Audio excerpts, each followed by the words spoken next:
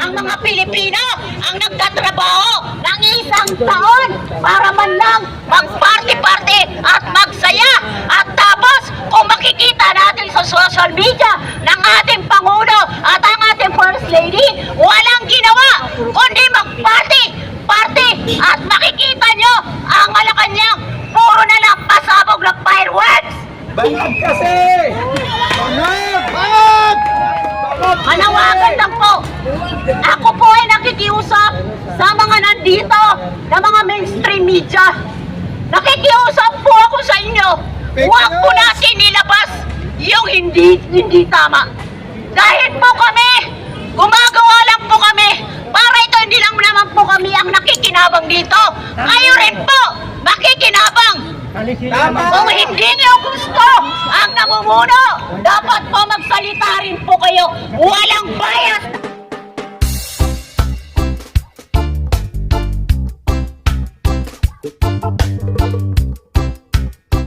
Na pong pumapasok na pangkabuhayan sa bawat Pilipino dahil kinokontrol na po ang pera ng gobyerno. Ang binibigyan lang po ay yung kakampi na dinadaan sa mga ayuda. Hindi po tama na ang ayuda ay katuwang ng isang bawat Pilipino dahil ang ayuda ay mula sa pera ng mga taxpayers na nagbabayad ng buwis dito sa ating bansa. Kaya po nananawagan po kami, hindi po kami pumunta rito para po manira o magsalita ng hindi kanais-nais. Kami po ay isang Pilipinong mamamayan na para maglabas ng hinaing at galit at buot dito sa kasalukuyan namumuno sa ating bansa. Masyado na pong ginigipit, inuubos ang kaba ng bayan. At yung kaniyang pangako na 20 pesos ay hindi po nasusunod. Tama! At papayag ba kayo mga kapwa kong Muslim na ang isang presidente ay adiktos, benediktos? Hindi po sama na ang namumuno sa bansang ito ay balyo at adik. Kung hindi po kayo naniniwala, pagmasdan nyo kung paano po siya magsalita. Hindi po kami pumunta rito para manira ang tao. Kailangan po natin ilabas ang tunay na anyo ni Bongbong Marcos. Huwag pa rin! Sa mga kapwa nating Pilipino, ang mga kapulisan, maraming salamat at naiintindihan niyo kami. Kami po ay pumarito para din ipaglaban ang inyong karapatan dahil pinapatay na kayo ng mga NPA at lalo na mga kasundaluhan na naninirahan sa kabundukan. Yan ba ang gusto nyo na hindi mawakasan ang patayan sa ating bansa? Hirap na po ang mga kapwa Pilipino sa kasalukuyan. Kung mapapansin nyo po, wala na pong nagpa-party dahil po, utos po ni Pangulong Bongbong Marcos na wag muna daw magpa-party. Wala bang karapatan ang mga Pilipino ang nagtatrabaho ng isang taon para man lang mag-party at magsaya. At tapos, kung makikita natin sa social media ng ating Pangulo at ang ating First Lady, walang ginawa kundi mag-party at makikita nyo ang Malacanang puro na lang pasabog ng fireworks. Bangag kasi! Bangag! Bangag! Manawagan lang po. Ako po ay nakikiusap sa mga nandito na mga mainstream media. Nakikiusap po ako sa inyo. Huwag po natin nilabas yung hindi tama.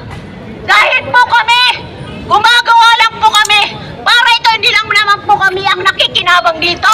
Kayo rin po makikinabang. Tama! Kung hindi niyo gusto ang namumuno namumuno, dapat po magsalita rin po kayo. Walang bias na reporting. Tama! Walang bayaran! Walang bayaran! Hindi ka kaya ni... Na namumuno sa Instagram, kung ano ba nangyari sa hapon, may share si Tampalos yan. Sa mga media na yan, may share si Tampalos. Ang Katoliko ay isang pamantayan na kahit sino ay pwede pumasok sa simbahan. Maski ako, nag-aral ako sa exclusive school sa La Consolacion, Mindiola, at never ko po binabol ang mga Katoliko. Bagkos, pinagsasabi ko pa sa aking mga kababayan na ang mga Katoliko ay very disciplinarian. Pero sa nakikita ko po kanina at pinakinggan ko ang sinasabi ni Father, bilang isang Muslim, ako po ay nasasaktan. Dahil isa po akong galing sa isang Catholic school. Grabe ka, Father! Grabe ka, Father! Katawarin ka ng Diyos! Kung kami man ay hindi niyo nagustuhan dahil kami ay mga Duterte. Alam ko po, sana po magkaisa po tayo dahil hindi lang po kami ang nakikinabang sa kasalukuyan na ginagawa po namin dito sa inyong lugar. Baka may lagay ka, baka may lagay. Salamat po. Duterte! Duterte! Duterte! Duterte! Duterte! Duterte! Nakasal! Duterte! Magandang hapon sa inyong lahat. Good morning! Mayong adlaw ba? Good morning, mga Ikagod ko sa Mindanao. So, magpakilala lang ako po si Labrador. At wala tayong ano dito purpose kundi magsama-sama para sa sagutin nyo. Ano ang pinaglalaban natin? Karapatan. Karapatan. Ganito, may kunting paalala lang ako no, sa mga vloggers natin, sa mga sulit Duterte, na mayroong kumakalat ngayon sa News 5 na itong mga nagpunta dito ay bayaran. TV5, TV5. Yan ang bayaran! Bayaran. Sino yung Bayaran ba tayo? Hindi! Hindi kami bayan! Nila yan eh! Hindi kami bayan! Hindi ka Gusto ko lang linawin na hindi po tayo Kung sino ang binabayaran. nagbalita nun, Actually, hindi ako bayaran. kagabi pa ako, wala pa akong tulog. Nagpunta ako dito, nakarating ako dito. Kaya hindi at ka natutuwa ako, nanonood ng news. nakikita ko yung kapwa. Puro fake news. Ko na Nag-vlogger na lang ako nanonood. Isa lang yung pinaglalaban natin. Kaya kailangan pagtibayan natin yung puso natin sa kaisipan ha. Walang bayad dito, walang bayaran. Wala. Kahit piso, wala. Magmatyak tayo, solid DDS, solid Duterte. Kailangan magmatyak tayo sa mga paligid natin. Huwag hayaan na siraan nila tayo. So, mayroon daw, at may binabayaran daw na 500. Actually, nandyan yung picture. Asan na yung picture? Na may umakyat doon. Wala namang ibang makakakyat doon eh. Hindi naman ordinaryo mga DDS eh. Alam nyo na kung sino pwede umakyat doon. So, nakunan, pati yung papel na focus nila kung no, yun ang mga list of person na binabayaran. So, tayo, hindi tayo papayag sa ganyan. Kung kaya nila magnakaw, kaya din natin paalisin sila. So, magkaisa tayo, huwag tayong bibitaw. Huwag natin pabayaan si Inday Sara. Dahil alam na ninyo, na kapag si Inday Sara ang bumitaw, anong mangyari sa atin? Puro adik! Adik, windang! Kailangan sulit. Hindi lang ito, mamayang gabi, dadamay tayo. Diba? Manawagan tayo sa open yung mga Facebook natin, social media, gamitin natin kung sila kaya nilang gamitin ang matataas sa tao para magnakaw ng pera ng bayan. Kaya din natin ikalat sa social media dahil karapatan natin yon. Inday Sara! Inday Sara! Duterte! Inday Sara! Duterte! Inday Sara!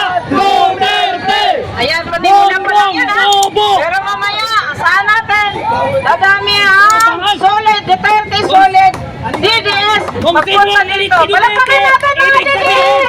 Palakpakan natin sulit Duterte! Walang iwanan! Walang iwanan! Walang iwanan! adik ang galit si Duterte! Pag galit si Duterte, ibig sabihin, adik! Yes! Pag ayaw si Duterte, ibig sabihin, adik! Adik baba! Adik!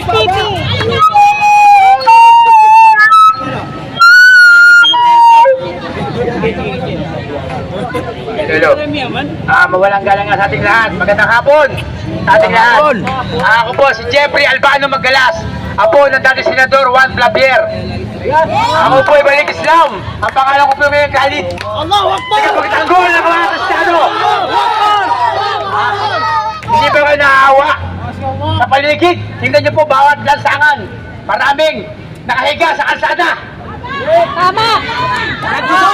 Hindi ba kayo naawa sa kapwa ng Pilipino? Napakasakit na ang Pangulo natin na imbis tulungan na mahihirap. Nasaan? Ang mahihirap nasa kalsada tutulog.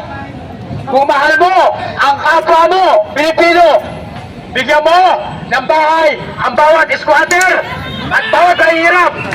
Bigyan mo ng hanap buhay kada isang pamilya para matuto maghanap buhay. Tama ba eh?